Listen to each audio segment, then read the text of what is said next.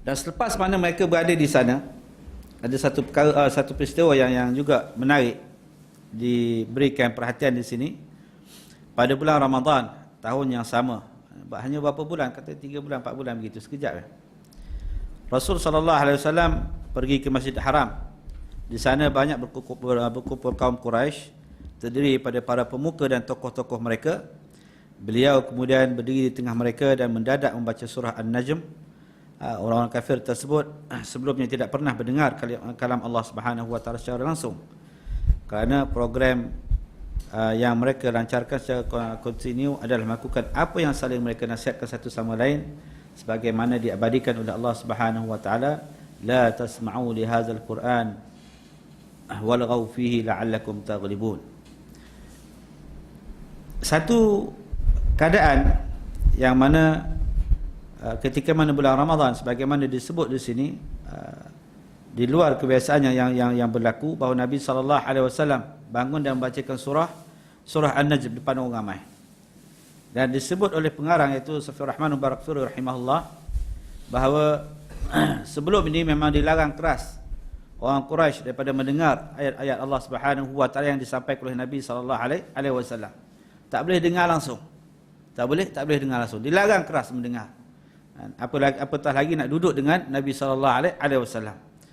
Maka apabila Nabi SAW membaca, dan kita susah nak cakap lah,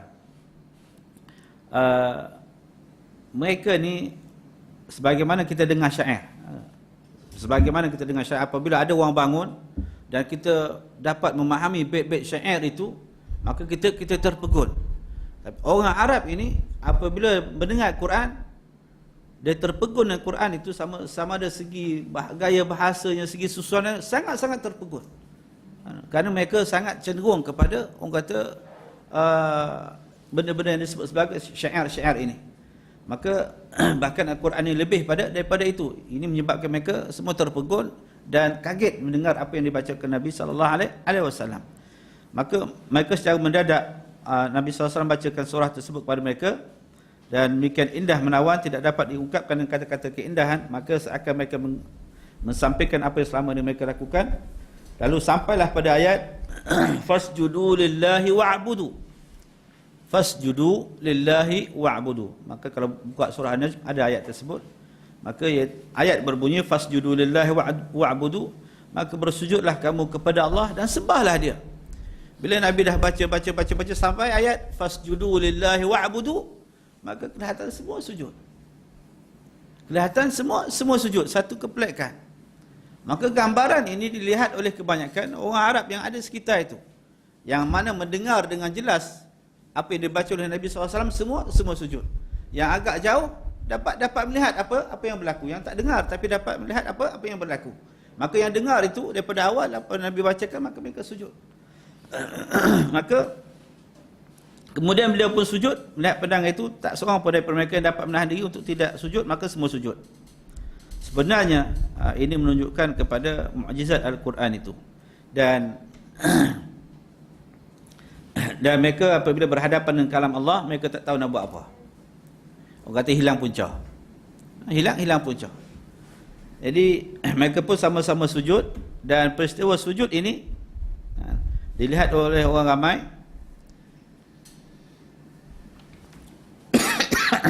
Kejadian tersebut mendapat kecaman daripada teman-teman mereka yang tidak hadir ketika itu. Maka mereka merasa inilah komen bagi mereka untuk mendustakan Rasulullah SAW dengan membalikkan fakta yang sebenarnya, bahawa apa yang terjadi adalah beliau mengungkapkan kata-kata penghormatan terhadap berhala-berhala, iaitu beliau mengatakan itulah Al-Gharanik yang mulia, yang syafaatnya selalu diharap-harapkan. Tapi malangnya, apa yang berlaku bagi mereka yang tidak hadir, terutamanya orang kata penentang-penentang Nabi SAW yang keras ini, orang kata memutarbelikkan fakta yang ada. Ya, apabila melihat peristiwa sujud ini, mereka mengatakan apa yang Nabi sebut adalah Nabi memuji Tuhan-Tuhan mereka, lalu orang ramai pun sujud. Sedangkan mereka tidak dengar, mereka tidak ada dan mereka tidak dengar.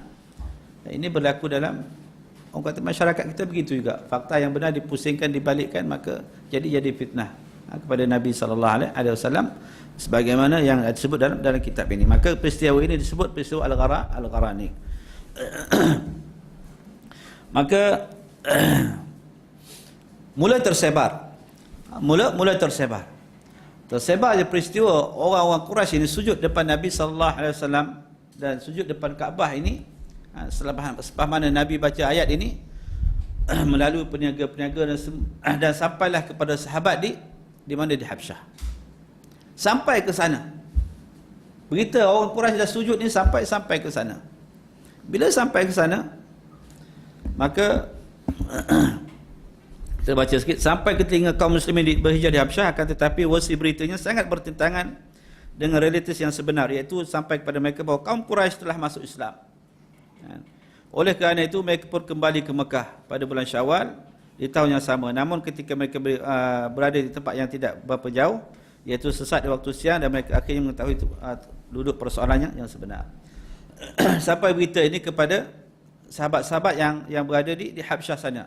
Kononnya orang-orang Quraisy ini semua sudah beriman kerana mereka sujud tunduk ketika mana Nabi sallallahu alaihi wasallam membaca ayat Quranul Karim. Khabar ini sebagaimana kita tahu, daripada orang kata pendek jadi panjang, bahkan sampai kepada sahabat itu dalam bentuk yang lain dah. Maknanya bila begitu sampai kepada mereka kata kalau begitu Mekah ini sudah aman. Mekah sudah aman, tidak ada lagi tentangan sebab ramai sudah beriman.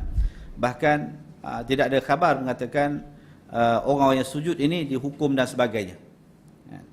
Jadi dengan itu mereka ambil keputusan untuk balik.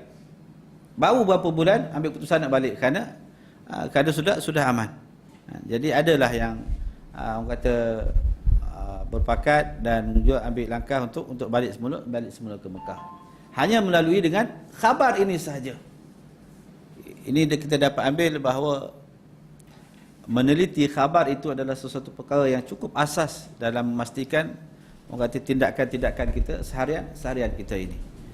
Jadi dengan kata mendengar khabar yang tidak betul ini, maka kesannya sangat besar kepada para sahabat kalau dalam cerita ini, juga dalam kehidupan kita seharian. Jadi kita tengok apa yang berlaku apabila mereka sampai. Kumpulan yang keluar ini apabila mereka sampai ke Mekah, sebelum nak masuk Mekah tu, mereka dapati suasana sama saja. Kalau lihat di Kaabah itu masih lagi dengan berhalanya.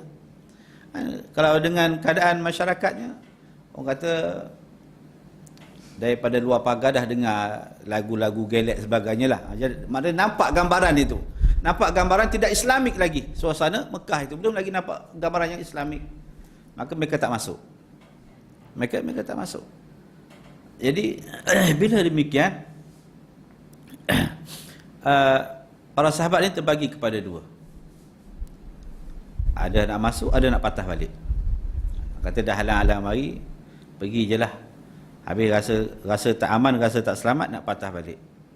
Jadi dalam hal ini terbagi kepada dua kumpulan sahabat. Yang mana rasa ada jaminan keselamatan, mungkin sebagaimana kita tahu bahawa yang pergi ni ada di kalangan bangsawan, maka dia kata aku tak apa, aku masih lagi ada datuk nenek aku yang boleh kawal aku, boleh lindungi aku, maka aku stay. Dia kata aku tak pergi dah. Ada sahabat demikian. Ada sahabat kata demi keselamatan dia dan juga kata meneruskan dakwah di sana, maka lebih baik dia patah balik.